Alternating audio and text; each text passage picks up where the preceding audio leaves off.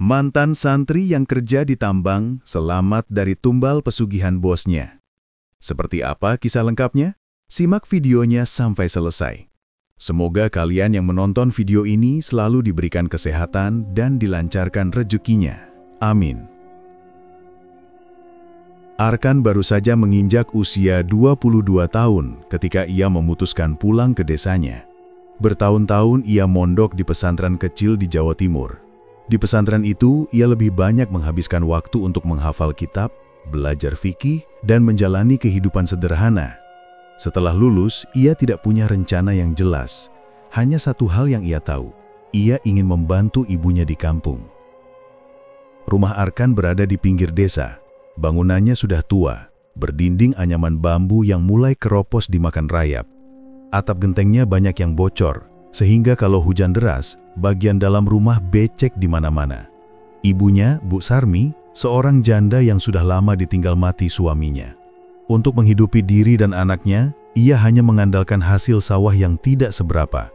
Itu pun kalau panennya bagus. Kalau sedang gagal panen, ia biasanya bekerja serabutan. Kadang ikut menyiangi padi tetangga, kadang mencuci pakaian orang di kota. Kepulangan Arkan disambut dengan senyum haru. Bu Sarmi bahagia anak semata wayangnya kembali. Namun kebahagiaan itu tidak bisa menutup kenyataan bahwa hidup mereka masih sulit. Beberapa malam setelah kepulangannya, Arkan duduk bersama ibunya di teras rumah. Angin malam bertiup pelan, dan suara jangkrik terdengar bersahutan. "Mak, aku kepikiran mau kerja," kata Arkan sambil menatap gelapnya sawah di kejauhan. Ibunya menoleh, terlihat cemas. "Kerja di mana, Nak? Di desa ini susah cari pekerjaan. Kalau cuma bantu-bantu orang panen, penghasilannya kecil. Kamu kan baru lulus mondok. Apa nggak mau jadi guru ngaji aja di sini?" Arkan mentertawakan kecil. "Aku bisa jadi guru ngaji, tapi duitnya nggak cukup buat kita, Mak. Aku pengen cari kerja di luar, biar ada tambahan, biar kita bisa benerin rumah." Bu Sarmi terdiam. Hatinya berat melepas anaknya pergi jauh, tapi ia tahu Arkan benar. Mereka butuh uang lebih. Beberapa hari kemudian, Arkan mulai bekerja serabutan di sekitar desa. Ia ikut buruh bangunan, kadang jadi kuli angkut di pasar. Setiap kali dapat uang, ia sisihkan sebagian buat ibunya. Namun penghasilan itu tetap kecil. Arkan merasa waktunya habis, tenaganya terkuras, tapi hasilnya hampir tidak ada. Suatu sore, saat ia sedang membantu memikul karung beras di pasar, Arkan bertemu dengan temannya semasa kecil, Junaidi. Junaidi sudah lama merantau ke Kalimantan. Penampilannya berubah, bajunya rapi, pergelangan tangannya berkilat oleh jam tangan, dan ia terlihat jauh lebih makmur. "Arkan, lama nggak ketemu. Kamu pulang kampung ya?" sapa Junaidi sambil tersenyum. "Iya, baru beberapa minggu," jawab Arkan sambil tersenyum. "Kamu gimana? Kok kelihatan sukses gini?" Junaidi tertawa kecil. "Alhamdulillah, kerja di tambang batu bara, Ark. Di sana berat sih, tapi duitnya lumayan. Kalau kamu mau, aku bisa bantuin masuk. Banyak orang kampung kita yang kerja di sana sekarang." Arkan terdiam mendengar tawaran itu. Tambang batu bara. Ia belum pernah kepikiran sejauh itu. Selama ini ia hanya berpikir kerja di kota terdekat. Malamnya, Arkan menceritakan pertemuan itu pada ibunya. "Mak, tadi aku ketemu Junaidi di pasar. Dia kerja di Kalimantan, di tambang batu bara. Katanya gajinya besar, Mak. Dia nawarin aku buat ikut kerja di sana." Bu Sarmi langsung menggeleng cepat. "Jangan, Nak. Ibu dengar kerja di tambang itu berbahaya. Banyak orang mati tertimbun tanah. Ada juga yang sakit-sakitan. Lagian jauh banget. Kamu nanti sendirian di sana." Arkan menunduk. Ia tahu ibunya takut. "Tapi, Mak, kalau aku cuma kerja di desa, duitnya nggak cukup. Aku pingin kita bisa hidup lebih layak, biar nggak terus-terusan mikirin utang ke warung." Hening menyelimuti percakapan malam itu. Bu Sarmi tidak langsung menjawab, tapi wajahnya penuh kerisauan. Ia sadar anaknya punya niat baik, hanya saja pilihan kerjanya berat diterima. Akhirnya setelah beberapa hari, ia luluh. "Kalau kamu yakin, ibu nggak bisa ngelarang terus. Tapi jangan pernah lupa sholat, jangan lupa baca doa. Ibu cuma bisa ngedoain dari sini," kata Bu Sarmi dengan suara bergetar. Arkan menggenggam tangan ibunya. "Insya Allah, Mak, aku nggak akan lupa sama ajaran pesantren. Doain aku biar selamat." Beberapa minggu kemudian, Junaidi membantu mengurus keberangkatan Arkan. Ia dijemput bersama beberapa pemuda desa lain. Mereka berangkat naik bus menuju pelabuhan, lalu menyeberang ke Kalimantan. Arkan membawa bekal seadanya, pakaian secukupnya, sajadah, kitab kecil doa harian dari pesantren, dan foto ibunya yang ia simpan di dompet. Perjalanan panjang itu terasa berat, tapi Arkan berusaha tegar. Ia yakin ini jalan terbaik untuk membantu ibunya. Namun jauh di lubuk hati, ada rasa was-was yang tidak bisa ia jelaskan. Seolah hatinya memberi tanda bahwa perjalanan kali ini bukan sekedar mencari kerja biasa. Saat bus melaju meninggalkan desa, ibunya berdiri di tepi jalan, melambaikan tangan sambil menahan tangis. Arkan menatap dari jendela, mencoba menguatkan hati. Ia tidak tahu apa yang menantinya di tanah rantau. Yang jelas, tekadnya sudah bulat. Demi ibunya, ia akan berusaha sekuat tenaga. Hari pertama Arkan menginjakan kaki di area tambang, udara di sekitarnya terasa panas dan penuh debu. Lahan yang dulunya hutan sudah berubah menjadi hamparan tanah merah yang digali besar-besaran. Suara mesin ekskavator, truk besar, dan teriakan mandor bercampur jadi satu. Pemandangan itu membuat Arkan tertegun. Ia belum pernah melihat tempat kerja sebesar dan sesibuk ini. "Cepat, jangan bengong. Kerja di sini nggak ada waktu buat santai," bentak seorang mandor berkumis tebal yang berdiri tak jauh dari Arkan. Arkan buru-buru mengangguk dan ikut barisan pekerja baru lainnya. Mereka diberi arahan singkat, lalu langsung ditempatkan di lokasi kerja. Tugas pertama Arkan cukup sederhana, membantu memindahkan batu dan tanah ke bak truk. Meski terlihat mudah, tenaganya terkuras habis. Panas matahari siang semakin membuat tubuhnya cepat lelah. Hari-hari awal di tambang menjadi ujian besar. Badannya sering pegal, tangannya melepuh karena harus memegang sekop terus-menerus. Namun ia menahan diri. Dalam pikirannya hanya ada satu tujuan, mengumpulkan uang agar bisa dikirim ke ibunya. Beberapa minggu berjalan, Arkan mulai terbiasa dengan ritme kerja tambang.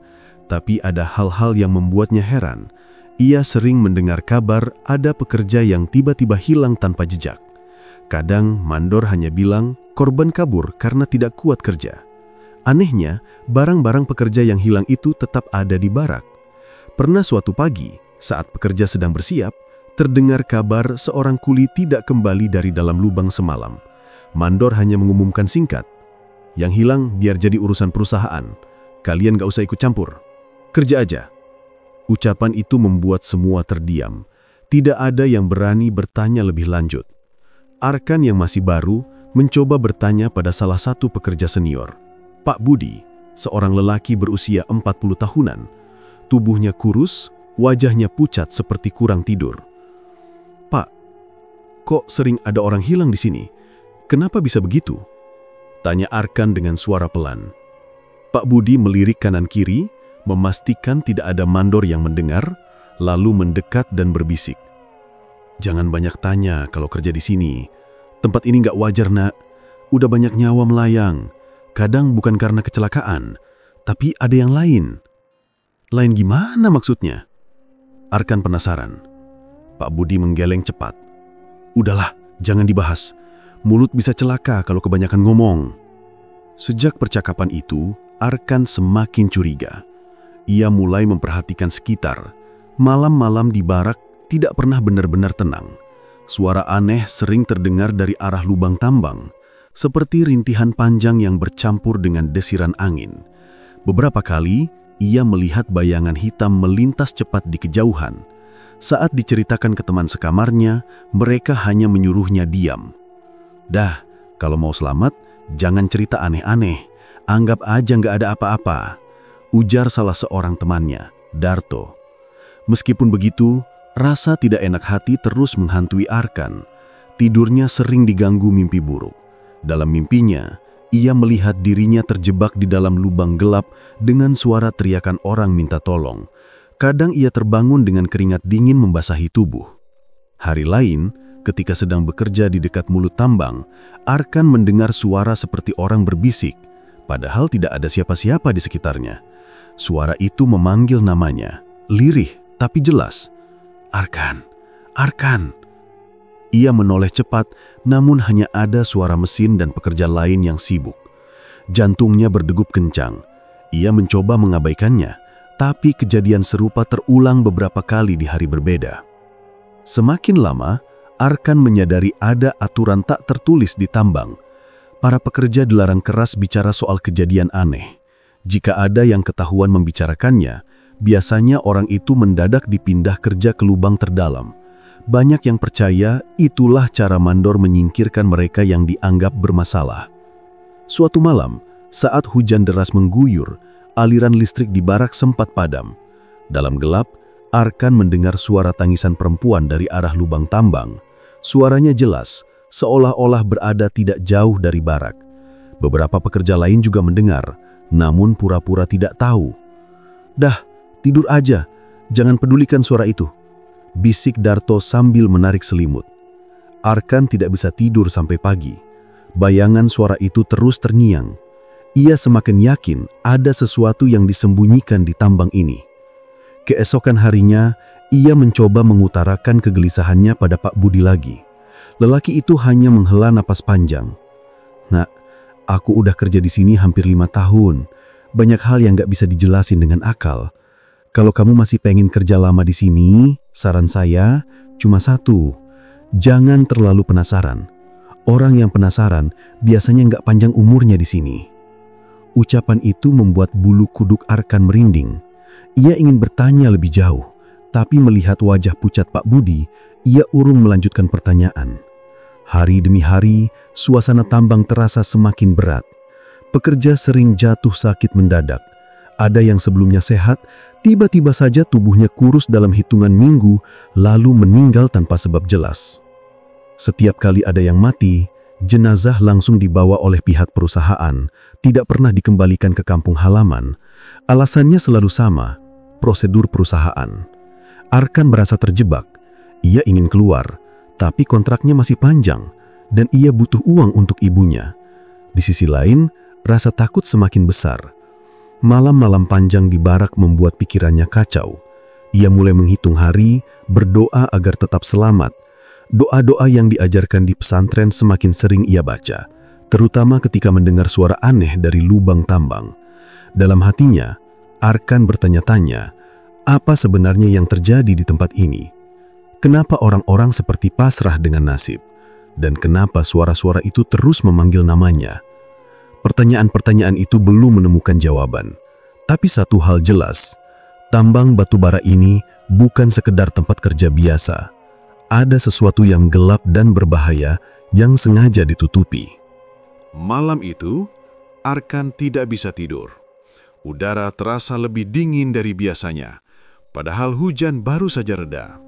Lampu di barak hanya menyala redup. Beberapa pekerja sudah terlelap, sebagian lainnya masih merokok sambil bercakap pelan. Arkan memutuskan keluar sebentar untuk mencari udara segar. Begitu ia melangkah keluar, pandangannya langsung tertuju pada cahaya obor di kejauhan, tepat di sekitar area lubang tambang yang biasanya dijaga ketat. Rasa penasaran mendorongnya. Pelan-pelan ia mendekat, bersembunyi di balik gundukan tanah besar agar tidak terlihat. Dari celah, ia melihat beberapa orang berdiri melingkar. Ada mandor, beberapa orang berbadan besar yang ia kenali sebagai penjaga, dan seorang pria berjas hitam, bos tambang yang jarang sekali muncul di siang hari. Mereka membawa seekor kambing hitam, mulutnya diikat, tubuhnya berontak keras. Arkan menahan napas. Ia memperhatikan dengan seksama. Bos tambang mulai melafalkan kalimat yang terdengar asing, bukan bahasa biasa. Suaranya berat dan bergema. Beberapa saat kemudian, salah satu penjaga menyembelih kambing itu tepat di atas mulut lubang. Darahnya dibiarkan mengalir ke dalam. Arkan bergidik ngeri. Ia ingat cerita-cerita pekerja senior tentang tambang ini. Ternyata benar, ada sesuatu yang sengaja dipelihara. Belum sempat ia beranjak, tiba-tiba tanah di sekitar lubang bergetar pelan, disertai suara lirih seperti erangan panjang. Orang-orang yang ikut ritual itu sama sekali tidak panik. Justru mereka terlihat seperti sedang menunggu sesuatu. Beberapa menit kemudian, suara itu berubah menjadi tawa serak yang membuat bulu kuduk Arkan berdiri. Dari dalam lubang, terlihat bayangan hitam pekat menjulur sebentar, lalu menghilang. Bos tambang menunduk hormat ke arah lubang, lalu berkata lantang, "Tumbal sudah kami siapkan bulan depan. Jangan ganggu hasil tambang." Kalimat itu membuat Arkan terhenyak. Jadi benar, ada perjanjian.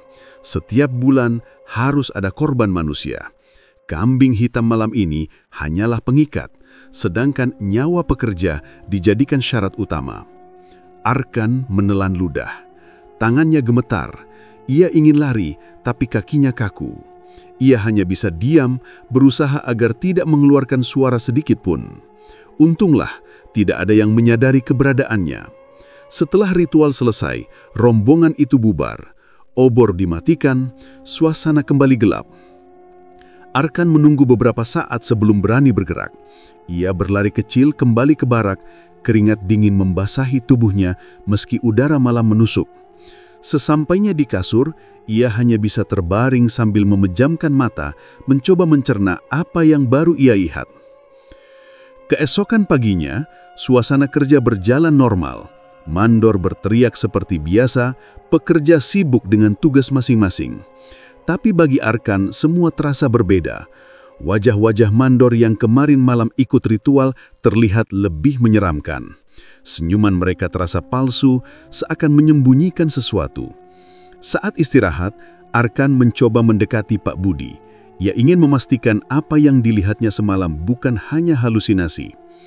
"Pak," bisik Arkan, "saya semalam lihat sesuatu di dekat lubang. Ada orang-orang kayak lagi bikin upacara." Pak Budi langsung menutup mulut Arkan dengan tangannya. Matanya melotot. "Jangan ngomong sembarangan, kamu gila? Kalau sampai ada yang dengar, kamu bisa hilang besok." Arkan kaget dengan reaksi keras itu. Ia menyingkirkan tangan Pak Budi pelan. "Tapi saya beneran lihat sendiri, Pak. Ada bos tambang juga. Mereka sembelih kambing, terus bilang soal tumbal." Pak Budi menarik napas panjang, lalu menunduk. "Nak, kamu masih baru di sini. Dengar baik-baik. Semua orang tahu ada yang gak beres sama tambang ini. Tapi gak ada yang berani buka mulut. Kamu kira kenapa banyak pekerja hilang tiap bulan? Itulah tumbalnya. Kalau kamu pintar, pura-pura gak tahu. Kalau enggak, nyawa kamu bisa jadi gantinya." Arkan terdiam. Kata-kata Pak Budi membuatnya semakin resah.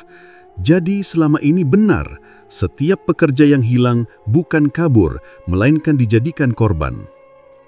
Hari-hari berikutnya, Arkan tidak bisa bekerja tenang. Setiap kali melihat mandor, ia teringat wajah mereka saat melakukan ritual. Setiap kali mendengar suara aneh dari lubang, ia yakin itu ada hubungannya dengan makhluk yang menerima tumbal. Suatu sore, saat pekerja berkumpul di kantin sederhana, terdengar kabar seorang pemuda bernama Roni tidak kembali dari tugasnya di lorong dalam. Mandor hanya mengumumkan singkat, "Roni kecelakaan, perusahaan akan urus semua." Seperti biasa, tidak ada jenazah yang diperlihatkan. Semua pekerja hanya menunduk, pura-pura menerima penjelasan itu. Arkan tidak bisa menahan diri. Ia berbisik pada Darto, "Kamu percaya Roni mati karena kecelakaan?" Darto menatapnya dengan wajah takut. "Udah, jangan nanya. Kalau kamu pingin selamat, diam aja. Jangan bikin masalah." Malamnya, Arkan dihantui mimpi buruk. Dalam tidurnya, ia melihat Roni diseret ke dalam lubang gelap. Tubuhnya berlumuran darah, mulutnya berteriak minta tolong. Arkan terbangun dengan napas terengah-engah, jantungnya berdebar kencang. Sejak itu, rasa takut semakin besar. Ia merasa kapan saja bisa jadi giliran dirinya. Apalagi beberapa kali ia mempergoki mandor meliriknya dengan tatapan mencurigakan. Suatu hari, Arkan dipanggil ke tenda mandor. Hatinya tidak tenang, tapi ia tetap datang. Di dalam, mandor berkumis tebal itu duduk sambil merokok. "Kamu Arkan ya?" tanya mandor dengan suara datar. "Iya Pak," jawab Arkan gugup. "Kamu kerja lumayan rajin, tapi jangan banyak tanya soal urusan di sini. Kamu ngerti maksud saya?" Mandor menatapnya tajam. Arkan mengangguk cepat. "Saya mengerti Pak." "Bagus. Kalau kamu nurut, kamu bisa lama kerja di sini. Kalau enggak, ya, kamu tahu sendiri akibatnya. Mandor menyeringit tipis sebelum mengibaskan tangannya, menyuruh Arkan pergi. Arkan keluar dengan langkah gontai. Ia makin yakin dirinya sedang diawasi. Ia ingin kabur, tapi tidak mungkin. Lokasi tambang jauh dari pemukiman, penjagaan ketat, dan semua akses keluar diatur perusahaan. Setiap malam, rasa kecemasan membuatnya tidak bisa tidur. Ia hanya bisa berpegang pada doa-doa yang dulu diajarkan di pesantren. Meski tidak tahu apa yang akan terjadi, ia yakin hanya doa yang bisa jadi pelindung. Dalam hati, Arkan bertekad untuk tetap tenang. Walau ia tahu dirinya sudah melihat terlalu banyak, satu kesalahan kecil saja bisa membuatnya jadi korban berikutnya. Sejak dipanggil ke tenda mandor, Arkan merasa dirinya mulai jadi sorotan. Setiap kali ia lewat, beberapa mandor melirik dengan tatapan yang sulit dijelaskan, seperti sedang menilai apakah ia pantas untuk sesuatu. Hatinya tidak tenang, apalagi ingatan tentang ritual di dekat lubang tambang terus menghantuinya. Suatu siang saat sedang mengangkat karung pasir, ia mendengar dua orang pekerja senior bercakap di dekat truk yang sedang parkir. Arkan tidak sengaja mendengar karena ia berdiri tak jauh. "Kayaknya bulan ini udah dekat lagi," bisik salah satu pekerja. "Siapa kira-kira?" tanya yang lain. Suaranya rendah. "Katanya ada anak baru yang mulai banyak tanya. Kalau benar, dia nggak bakal lama." Arkan langsung terdiam.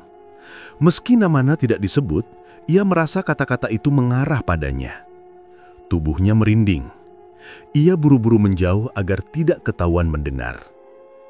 Malam harinya, ia sulit tidur. Ia memutar-mutar pikiran apakah dirinya benar-benar sudah ditargetkan. Rasa takut membuat dadanya sesak. Ia hanya bisa duduk di kasur, membaca doa dalam hati agar diberi perlindungan. Hari-hari berikutnya, tanda-tanda mencurigakan semakin jelas. Arkan sering ditugaskan kerja lebih berat dibanding teman lain. Ia juga lebih sering dimarahi, padahal kesalahannya sepele, seolah ada usaha untuk membuatnya jatuh. Pada suatu pagi, mandor berkumis tebal memanggilnya. "Kamu, ikut tim gali di lorong bawah. Gak usah banyak alasan," katanya tegas. Lorong bawah adalah area yang paling dihindari pekerja. Banyak yang sudah hilang atau mati di sana. Mendengar perintah itu, wajah Arkan langsung pucat. Ia tahu apa artinya. Di barak, ia mencoba bercerita pada Darto. "Tor, aku disuruh masuk lorong bawah. Kayaknya aku dijadikan tumbal." Darto menunduk lama. Wajahnya penuh rasa bersalah.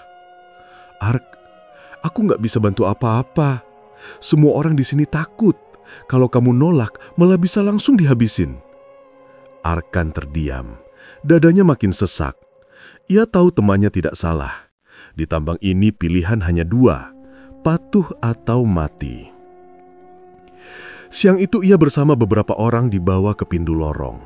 Udara di sekitar sana lebih pengap dan lembab. Lubang itu gelap, hanya diterangi lampu kecil di helm mereka. Aroma tanah basah bercampur bau menyengat yang sulit dijelaskan. "Cepet turun, jangan banyak alasan," bentak mandor yang mengawasi. Arkan melangkah pelan, jantungnya berdetak kencang. Ia mencoba menahan rasa takut. Doa-doa pendek terus meluncur dari bibirnya tanpa suara. Di dalam lorong suasana semakin mencekam. Dinding tanah terlihat seperti berdenyut, seakan hidup. Sesekali terdengar suara lirih entah dari mana asalnya. Beberapa pekerja yang bersamanya saling pandang dengan wajah pucat. "Kerja cepat, jangan berhenti!" teriak mandor dari atas. Arkan menggali dengan tangan gemetar. Keringat mengalir deras meski udara dingin menusuk. Tiba-tiba, salah satu pekerja di sebelahnya menjerit keras. Tanah di bawah kakinya longsor kecil. Tubuhnya tersedut ke lubang sempit yang entah menuju kemana. Hanya suaranya yang bergema minta tolong, lalu hilang begitu saja. Semua orang panik, tapi mandor hanya berteriak, "Lanjutkan kerja, jangan pedulikan yang hilang." Arkan gemetar. Ia semakin yakin bahwa lorong ini sengaja dijadikan tempat tumbal. Rasa takut bercampur marah, tapi ia tidak bisa berbuat apa-apa. Saat kembali ke barak malamnya, suasana lebih muram.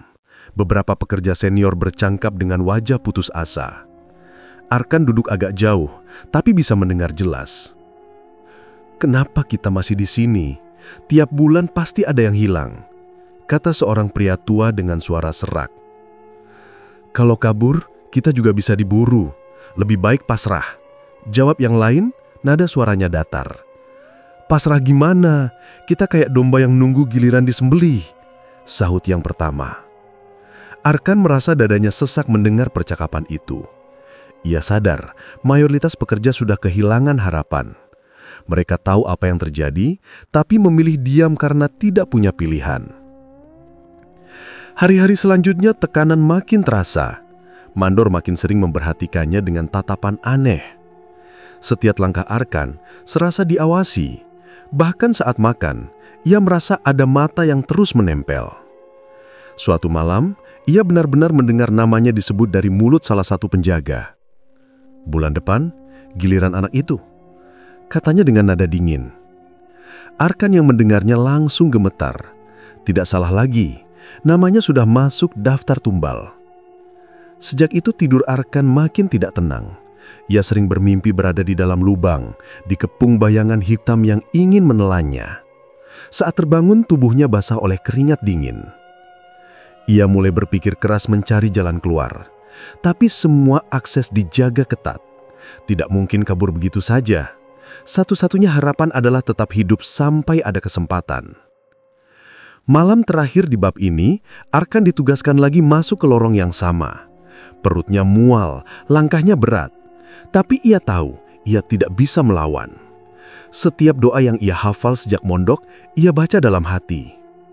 Suasana lorong makin menakutkan. Kali ini terdengar suara tawa lirih dari dalam tanah, berbeda dari sebelumnya. Para pekerja saling pandang dengan wajah ngeri. Arkan sadar, waktunya semakin dekat.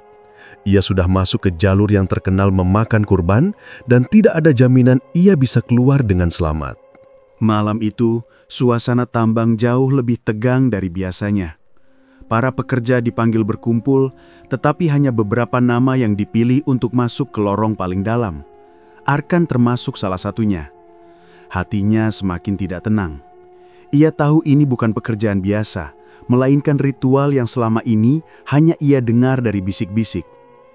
Mandor berwajah keras memberi perintah singkat. "Kalian turun, jangan macam-macam, kerja sampai selesai." Namun Arkan bisa merasakan ada sesuatu yang janggal. Jumlah orang yang diturunkan pas dengan cerita yang pernah ia dengar. Setiap bulan ada yang hilang. Kali ini ia termasuk di dalamnya. Peralatan keselamatan yang diberikan pun seadanya. Tali tambang usang, helm dengan lampu redup, dan tidak ada pengawasan teknis yang benar. Semua semakin memperjelas bahwa mereka tidak diharapkan kembali dengan selamat. Arkan menarik napas panjang. Dalam hati ia membaca doa-doa yang selama ini ia amalkan sejak mondok. Kalimat-kalimat itu memberinya sedikit keberanian, meski tubuhnya masih gemetar. Turun ke dalam lubang, udara semakin tipis, napas berat terasa menyesakkan dada. Dinding tanah semakin basah dan suara tetesan air terdengar di mana-mana. Beberapa pekerja lain sudah mulai panik. "Aku nggak mau mati di sini," gumam salah seorang pekerja muda dengan wajah pucat. "Diam, jangan banyak suara," hardik mandor yang ikut mengawasi dari atas. Suaranya menggema lewat lubang. Tiba-tiba, udara di dalam lorong berubah dingin. Lampu helm beberapa pekerja meredup, bahkan ada yang padam. Suara lirih seperti bisikan mulai terdengar, tidak jelas dari arah mana, tapi suaranya membuat bulu kuduk berdiri. Salah satu pekerja tiba-tiba menjerit, tubuhnya seperti diseret ke dalam dinding tanah. Ia meronta-ronta, namun hanya separuh badannya yang sempat terlihat sebelum lenyap begitu saja. Sisa pekerja menjerit panik. Arkan terdiam kaku, tapi ia cepat sadar. Kedua tangannya spontan merapat, mulutnya berkomat-kamit membaca doa yang ia hafal.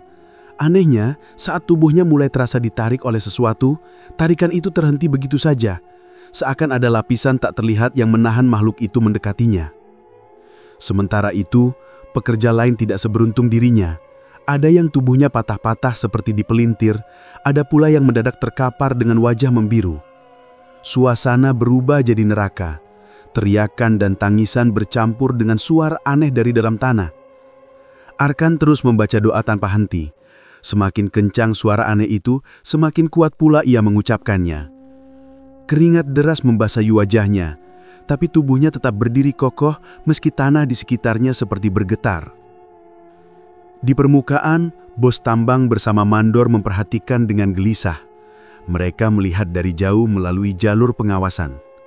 Seorang mandor mendekat dan berbisik, "Pak, kenapa dia belum mati juga? Yang lain sudah diambil."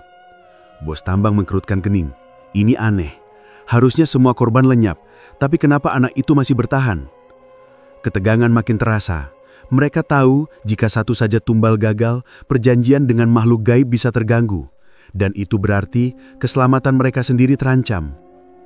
Di dalam lubang, makhluk itu mulai menampakkan wujud. Dari dinding tanah, muncul bayangan besar dengan mata merah menyala. Suara desisnya menggema, membuat semua pekerja yang tersisa berlutut ketakutan. Bayangan itu mencoba meraih Arkan, tapi setiap kali mendekat, cahaya dari doa yang ia lantunkan seperti membakar tangan makhluk itu. Suara jeritan makhluk itu menggema keras, membuat tanah di sekitar mereka bergetar. Arkan tidak berhenti. Ia ingat pesan gurunya di pesantren, doa adalah senjata paling kuat. Meski suaranya bergetar, ia terus melanjutkan bacaan. Perlahan, bayangan itu mundur, lalu menghilang ke dalam tanah dengan suara menggelegar. Yang tersisa hanya Arkan, berdiri sendiri dengan tubuh lelah. Beberapa pekerja lain sudah tidak bernyawa. Lorong itu sunyi, hanya suara napas Arkan yang terdengar. Ia menatap sekeliling dengan mata berkaca-kaca. Kenapa mereka harus mati seperti ini? Batinnya lirih. Tak lama kemudian tali tambang diturunkan. Mandor berteriak dari atas, "Cepat naik!" Arkan menatap tali itu dengan curiga. Tapi ia tidak punya pilihan selain menaiki tali tersebut. Saat mencapai permukaan, ia melihat wajah bos tambang dan mandor yang pucat pasi. Mereka saling pandang, jelas panik melihat Arkan masih hidup. "Bagaimana kau bisa selamat?" tanya mandor dengan nada menguduh. Arkan hanya menunduk, tidak menjawab. Ia tahu tidak boleh sembarangan bicara. Bos tambang menghampiri dengan wajah tegang. "Anak ini bisa jadi masalah. Kalau perjanjian goyah, kita semua celaka." Mandor mengangguk. "Harus segera kita bereskan sebelum terlambat." Arkan mendengar jelas kata-kata itu. Jantungnya berdegup kencang. Ia sadar meski berhasil selamat dari makhluk gaib, nyawanya tetap terancam dari manusia-manusia serakah itu.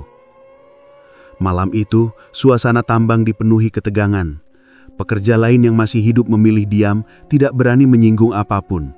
Sementara bos tambang terus berunding dengan para mandor, mencari cara agar perjanjian tidak benar-benar hancur. Di sudut barak, Arkan duduk sendiri. Ia masih gemetar, tapi rasa syukurnya tak terbendung. Ia tahu doa-doa itu yang menyelamatkannya. Meski begitu, ia sadar perjuangan belum selesai. Ancaman kini bukan hanya dari makhluk gaib, tapi juga dari orang-orang yang mengendalikan tambang. Setelah kejadian di lubang tambang itu, nama Arkan jadi bahan bisik-bisik di barak. Semua pekerja tahu hanya dia satu-satunya yang keluar hidup-hidup, sementara yang lain lenyap dengan cara mengerikan. Sebagian menganggapnya beruntung, sebagian lagi takut kalau keberadaannya justru mendatangkan bencana baru. Bos tambang makin gelisah. Malam itu ia berkumpul dengan para mandor di ruangan kecil yang dijaga ketat. Suara mereka terdengar tegang. "Perjanjian kita terancam. Makhluk itu marah karena tumbalnya nggak lengkap," kata bos tambang dengan wajah pucat. Salah satu mandor menimpali, "Kita harus kasih anak itu, kalau enggak semua bisa hancur." Arkan yang kebetulan lewat di luar ruangan mendengar potongan pembicaraan itu. Dadanya langsung berdegup kencang. Ia sadar nyawanya kini benar-benar jadi incaran, bukan hanya dari manusia, tapi juga makhluk gaib. Keesokan paginya, suasana tambang berubah kacau. Beberapa pekerja berani bersuara lantang. Mereka menolak masuk ke lorong. Seorang pekerja senior berteriak, "Kita sudah cukup jadi korban, lebih baik kabur daripada mati sia-sia." Keributan itu membuat mandor naik pitam. Mereka mulai memukul pekerja yang memberontak. Namun jumlah pekerja yang melawan semakin banyak. Situasi jadi tidak terkendali. Di tengah kekacauan itu, tanah bergetar keras, suara gemuruh terdengar dari dalam tambang, disertai jeritan panjang yang bukan suara manusia. Semua orang langsung panik, ada yang lari ke hutan, ada yang jatuh tersungkur karena tanah bergoyang. Arkan berlari bersama beberapa orang yang memilih kabur. Napas mereka memburu, sementara di belakang suara ledakan kecil terdengar dari dalam lubang. Asap hitam pekat mulai keluar dari mulut tambang. "Tolong, jangan tinggalkan aku!" teriak seorang pekerja yang terjatuh. Arkan sempat menoleh. Ia ragu, tapi instingnya menuntunnya untuk menolong. Ia menarik tangan pekerja itu dan membantunya bangkit. Mereka lalu berlari bersama-sama. Di sisi lain, bos tambang dan para mandor mencoba menenangkan keadaan. Mereka berteriak menyuruh pekerja kembali bekerja, tapi tak ada yang mau mendengar. Tiba-tiba, bayangan hitam muncul di belakang mereka. Makhluk itu berwujud raksasa samar dengan mata merah menyala. "Tidak, jangan sekarang!" jerit bos tambang ketakutan. Namun sudah terlambat. Makhluk itu menyambar salah satu mandor. Tubuhnya langsung tercabik-cabik seperti kertas. Darah berhamburan, membuat pekerja yang melihat semakin histeris. Arkan mendengar jeritan itu dari kejauhan. Ia tahu perjanjian mereka benar-benar runtuh. Makhluk yang seharusnya dikendalikan kini balik menagih janji. Sambil berlari menembus hutan, Arkan terus membaca doa. Beberapa pekerja mengikutinya, berharap dekat dengannya bisa membuat mereka lebih aman. Di belakang suara ledakan semakin besar. Api mulai menjalar dari peralatan tambang yang terbakar. Langit malam dipenuhi cahaya merah menyala, seperti neraka yang terbuka. "Ayo, cepat, kalau telat kita ikut terkubur!" teriak Darto yang juga ikut kabur bersama mereka. Tanah terus bergetar. Beberapa kali pohon di sekitar hutan tumbang sendiri, seolah ada kekuatan besar yang sedang mengamuk. Arkan dan rombongan berlari sekuat tenaga, melompati akar-akar besar dan semak berduri. Tiba-tiba, suara mengerikan terdengar dari belakang. Bos tambang menjerit, tubuhnya terangkat ke udara lalu dilahap bayangan hitam. Suaranya menghilang seketika, menyisakan keheningan mencekam. Para mandor juga tidak luput. Ada yang terbakar hidup-hidup, ada yang ditelan tanah tanpa sempat melarikan diri. Pemandangan itu membuat semua orang sadar, keserakahan mereka akhirnya berbalik jadi bencana. Arkan hampir terjatuh karena tanah retak di bawah kakinya. Ia meraih batang pohon untuk menahan diri. Napasnya tersengal, tubuhnya penuh luka goresan. Tapi ia tidak berhenti berdoa. Itu satu-satunya yang membuatnya merasa masih punya harapan. Setelah berlari cukup jauh, mereka berhenti sejenak di sebuah bukit kecil. Dari sana mereka bisa melihat tambang yang ditinggalkan. Api membesar, asap hitam membumbung tinggi, dan suara jeritan aneh masih terdengar samar. "Tambang itu habis," gumam salah satu pekerja dengan wajah pucat. Arkan menatap pemandangan itu dengan perasaan campur aduk. Ia selamat, tapi banyak orang yang mati mengenaskan. Ia sadar semua ini akibat keserakahan segelintir orang yang tidak pernah puas dengan harta. Tidak lama kemudian, suara runtuhan besar terdengar. Tanah di sekitar tambang ambruk, menelan seluruh area kerja. Dalam hitungan menit, lokasi itu hanya menyisakan kawah besar yang dipenuhi asap pekat. Arkan menutup wajahnya dengan tangan. "Ya Allah, lindungi kami," doanya lirih. Malam itu, ia dan beberapa pekerja yang berhasil kabur terus berjalan menjauhi lokasi. Mereka tidak tahu harus kemana, tapi satu hal pasti, tidak ada yang ingin kembali ke tambang terkutuk itu. Perjalanan panjang penuh ketakutan akhirnya berakhir ketika Arkan berhasil meninggalkan hutan. Beberapa hari ia dan rombongan pekerja lain berjalan tanpa arah, hanya mengikuti jalan setapak yang mereka temukan. Bekal seadanya dari kantong pakaian mereka habis lebih cepat dari yang diperkirakan. Tubuh Arkan lelah, kakinya penuh lecet, tapi semangat untuk pulang membuatnya terus melangkah. Setelah melewati jalan panjang, akhirnya mereka sampai di sebuah kampung kecil di pinggir hutan. Warga setempat kaget melihat rombongan itu datang dengan kondisi mengenaskan. Seorang bapak tua menghampiri. "Kalian dari mana? Kenapa bisa begini?" tanyanya heran. Salah satu pekerja menjawab dengan suara serak. "Kami dari tambang di balik hutan itu." Warga saling pandang. Beberapa terlihat gelisah. Mereka rupanya sudah sering mendengar cerita aneh tentang tambang itu. Ada kabar orang hilang, suara jeritan dari tanah, bahkan ada yang bilang tanahnya sudah tidak wajar sejak awal dibuka. Tubuh Arkan lelah, kakinya penuh lecet, tapi semangat untuk pulang membuatnya terus melangkah. Setelah melewati jalan panjang, akhirnya mereka sampai di sebuah kampung kecil di pinggir hutan. Warga setempat kaget melihat rombongan itu datang dengan kondisi mengenaskan. Seorang bapak tua menghampiri. "Kalian dari mana? Kenapa bisa begini?" tanyanya heran. Salah satu pekerja menjawab dengan suara serak. "Kami dari tambang di balik hutan itu." Warga saring pandang. Beberapa terlihat gelisah. Mereka rupanya sudah sering mendengar cerita aneh tentang tambang itu. Ada kabar orang hilang, suara jeritan dari tanah, bahkan ada yang bilang tanahnya sudah tidak wajar sejak awal dibuka. Arkan dan rombongan diberi makanan sederhana, lalu ditampung di balai desa untuk istirahat. Malam itu Arkan baru merasa bisa bernafas lega. Ia terbaring di tikar pandan, meski tubuhnya masih bergemetar setiap kali mengingat jeritan di dalam tambang. Beberapa hari kemudian setelah cukup pulih, Arkan memutuskan pulang ke kampung halamannya di Jawa. Ia berpamitan pada pekerja lain yang memilih tetap tinggal di desa itu. Mereka berpisah dengan mata berkaca-kaca. Perjalanan pulang tidak mudah, tapi Arkan terus berusaha. Ia menumpang kendaraan apa saja yang ia temui di jalan. Sampai akhirnya suatu sore, ia tiba di depan rumahnya. Ibunya yang sudah lama menanti langsung menangis melihat anaknya pulang dengan selamat. "Alhamdulillah, kamu masih hidup, Nak. Ibu pikir kamu sudah..." Suara ibunya tercekat. Air matanya jatuh deras. Arkan memeluk ibunya erat. "Maaf, Bu. Aku bikin ibu khawatir. Aku nggak akan ke tempat itu lagi." Malamnya, setelah suasana agak tenang, Arkan mendatangi kiai di pesantren tempat ia dulu mondok. Ia ingin menceritakan semua kejadian yang ia alami. Dengan wajah serius, ia duduk di hadapan sang kiai dan mengisahkan bagaimana bos tambang dan mandor melakukan perjanjian pesugihan, bagaimana pekerja dijadikan tumbal, sampai akhirnya ia bisa selamat berkat doa-doa yang ia amalkan. Kiai mendengarkan dengan seksama, sesekali menghela nafas berat. Setelah Arkan selesai, Kiai berkata pelan tapi tegas, "Nak, apa yang kamu alami itu bukti nyata. Rezeki yang halal meski sedikit tetap lebih berkah daripada harta yang didapat dengan jalan sesat. Orang yang tamak akan hancur oleh keserakahannya sendiri." Arkan menunduk, air matanya menetes. Kata-kata itu menancap dalam di hatinya. Ia sadar betapa tipisnya batas hidup dan mati yang baru saja ia lewati. Kabar tentang tambang yang runtuh perlahan menyebar. Banyak cerita beredar, mulai dari versi pekerja yang selamat sampai gosip yang dibumbui warga sekitar. Intinya sama, tambang itu sudah tidak boleh disentuh lagi.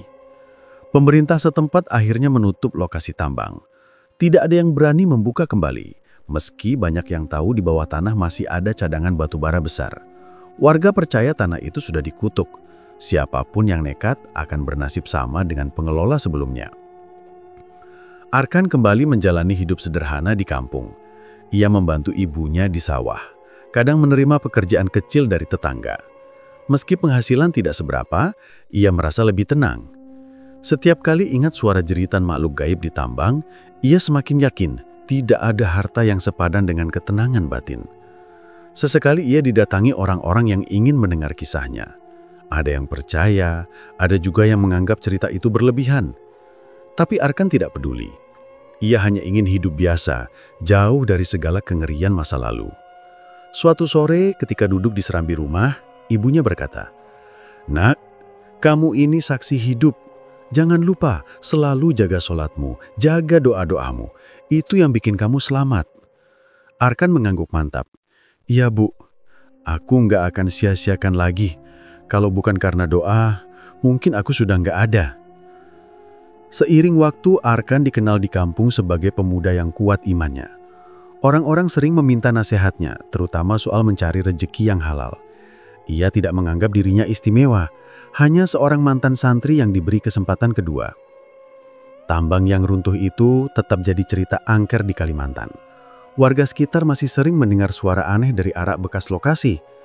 Tidak ada yang berani mendekat, bahkan hewan pun enggan melintas. Bagi Arkan, semua itu sudah cukup jadi pelajaran seumur hidup. Ia tidak ingin kembali ke dunia tambang, apalagi yang penuh tipu daya gaib. Ia memilih jalan sederhana bersama ibunya.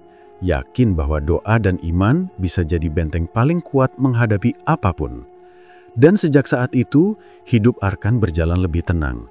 Luka batin memang masih tersisa, tapi ia tahu dirinya selamat bukan tanpa alasan. Ia jadi saksi hidup bahwa doa seorang santri bisa menaklukkan keserakahan manusia sekaligus tipu daya jin.